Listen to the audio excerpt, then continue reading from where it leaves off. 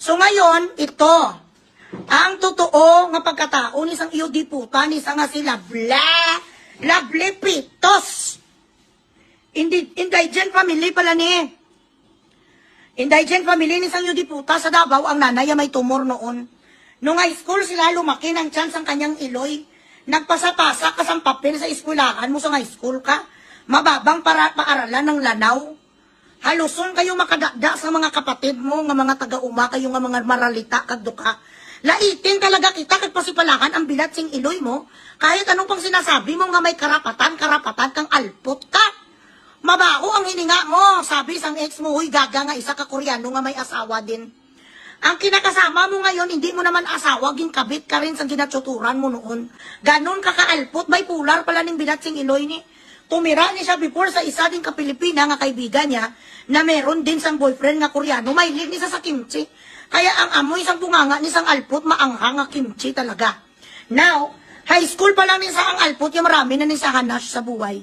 Sabi sa mga kaklase niya, you cannot even imagine how many people message me from her school. Even her teachers, her whatever, because she has always been this way. Talaga nga uhaw ni sa ang alpot nga kwan may tidak.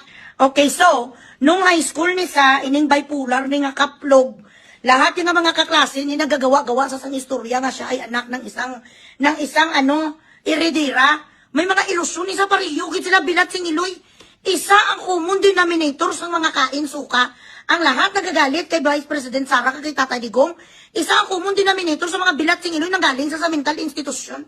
Dapat ginapasok na yung mga sapat nila ni sa mga kwanong mental hospital. So, nag-high school ni siya sa isang paaralan, mababang paaralan, public school.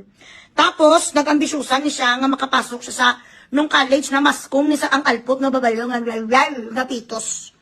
Nangarap siya makapasok sa Mindanao State University, ay day. Ako, West Visayas State University ako, kasi Western Visayas kami, di ba?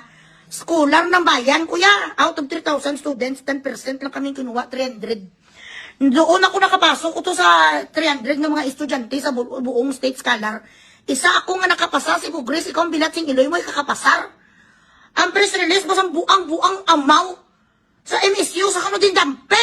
Doon ka nag-aral sa didyang gas gaga. Nakalesi siya, hindi siya nakapasa sa MSU. Ambisyosa kang babadji, kang punggod doon.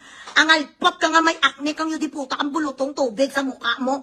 Wala mo ginanusnusan sang lemongrass. Dapat tuwing umaga kaplog, bumili ka sang ice nus-nus eh. Ang lahat ng mga sumpa sa mukha mo kasi yudiputa, do kasarap kakulatahin.